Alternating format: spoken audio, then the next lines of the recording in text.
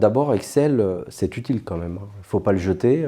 Ça peut être encore utile pour des besoins simples, avec un volume de données qui soit assez faible. Maintenant, une fois qu'on a un volume de données important, une complexité d'organisation, des besoins de prévision, de reprévision, de simulation qui sont importants, il faut aller au-delà d'Excel.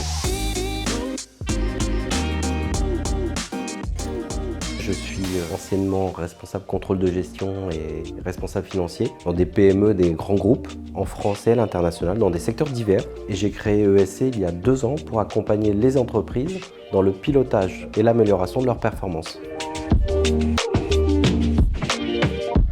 Le contexte de l'organisation dont je vais vous parler et du contrôle de gestion, c'est une entreprise qui est un grand groupe international de transport avec une centaine de filiales à l'international et un contrôle de gestion qui est organisé avec 3 personnes au niveau de la holding et une personne en alternance sous la responsabilité de la responsable administrative et financière de la holding. Alors c'est une équipe qui fonctionne énormément avec Excel. Les problématiques rencontrées avec Excel, c'est d'abord la lourdeur dans le traitement des fichiers, donc énormément de fichiers parce que énormément de directions. Pour l'élaboration budgétaire, ça nécessite de travailler plus d'une vingtaine de fichiers à envoyer, puis à recevoir, à vérifier et à modifier quand il s'agit de modifier les versions, de changer les périmètres. Donc c'est un travail très lourd. Et puis quand on passe de l'Excel à une présentation, il faut reprendre toutes les informations qui sont sur Excel pour les synthétiser, les remettre sur PowerPoint. Les contrôleurs de gestion passent énormément de temps à manipuler du fichier Excel. En période de clôture mensuelle, le contrôle de gestion est sous pression parce qu'il doit produire énormément de tableaux et de chiffres très rapidement.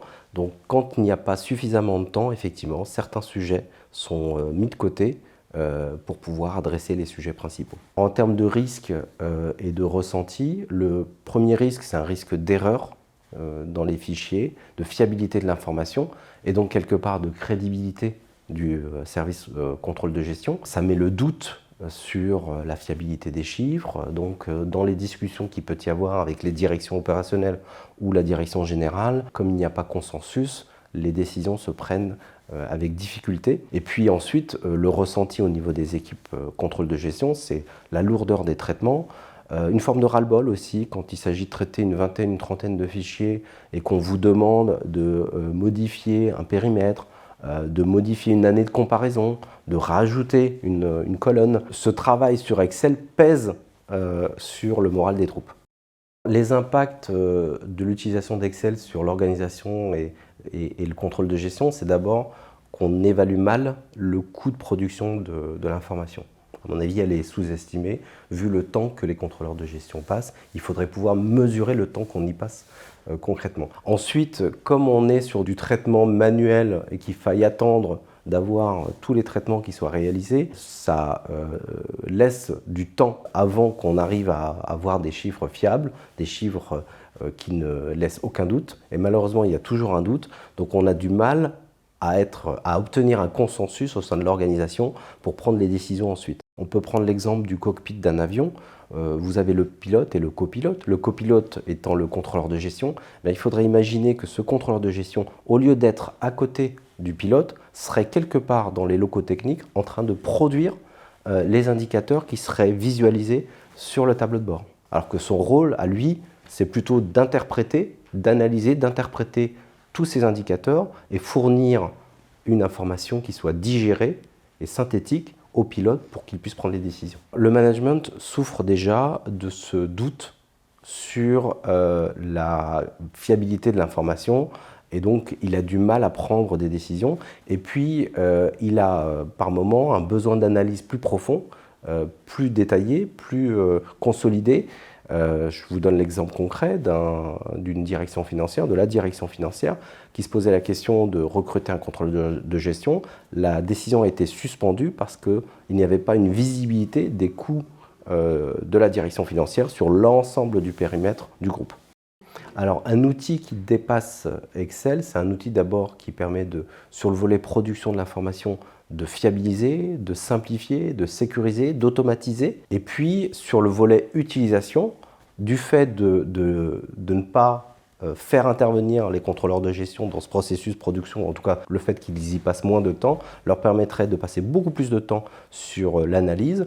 Je vous donne un exemple concret. S'il faut changer un périmètre, s'il faut modifier un périmètre de comparaison, on prend l'exemple du Covid, énormément de directions financières qui ont dû modifier tous leurs fichiers Excel pour pouvoir comparer, non pas par rapport à l'année 2020 ou 2021, mais l'année 2019 qui est l'année de référence. Donc ils ont dû changer tous les fichiers Excel. Un outil de type BI ou EPM permettrait d'aller beaucoup plus vite dans ce type d'analyse sans avoir à retravailler énormément de fichiers. Alors, pourquoi on utilise toujours Excel dans les organisations aujourd'hui? Ça, c'est une excellente question. Excel reste essentiel. Pour des besoins simples, Excel reste essentiel. Excel restera dans les organisations. D'ailleurs, il y a énormément d'outils de type BI ou EPM qui sont en fait de l'Excel, mais hyper améliorés, super améliorés, avec du traitement de bases de données derrière. Il ne faut pas le jeter, ça peut être encore utile pour des besoins simples, avec un volume de données qui soit assez faible. Maintenant, une fois qu'on a un volume de données important, une complexité d'organisation, des besoins de prévision, de reprévision, de simulation qui sont importants, il faut aller au-delà d'Excel. Alors pourquoi maintenant Excel est toujours utilisé, même dans des grands groupes ou des grandes entreprises? Bien d'abord parce que ça nécessite un effort que de passer du tout Excel à un outil de type BI et EPM. Ça demande d'abord un effort de cheminement, c'est-à-dire que l'organisation déjà doit prendre la décision. Et de ce point de vue-là, les directions financières sont de plus en plus prêtes à monter au créneau pour défendre cette idée, notamment en mettant en avant le retour sur investissement. Deuxième élément, c'est ensuite de réfléchir à son modèle économique, les indicateurs clés qu'on souhaite voir, comment on souhaite les voir. Donc ça nécessite un travail de réflexion sur la structure et ce qu'on veut faire à long terme dans l'organisation, dans l'entreprise. Et puis troisième élément, ça nécessite d'avoir au sein des entreprises des personnes qui soient prêtes à porter le projet. Alors heureusement, il y a de plus en plus de profils de contrôleurs de gestion qui sont à la fois métier et chef de projet. J'en fais partie. Moi, à chaque fois que j'interviens dans une mission, j'essaye de transmettre cette approche-là à un ou deux contrôleurs de gestion au sein de l'organisation. Ce qu'on dit, c'est que 80% de l'information dont une entreprise a besoin se trouve dans l'entreprise. Et souvent, en fait, elle n'est pas suffisamment exploitée parce que justement, c'est le cas typique d'Excel où tu as un tableau à droite, un tableau à gauche, etc. Et tout ça n'est pas centralisé, pas structuré, etc. C'est pas facile. Je suis pas assez souriant.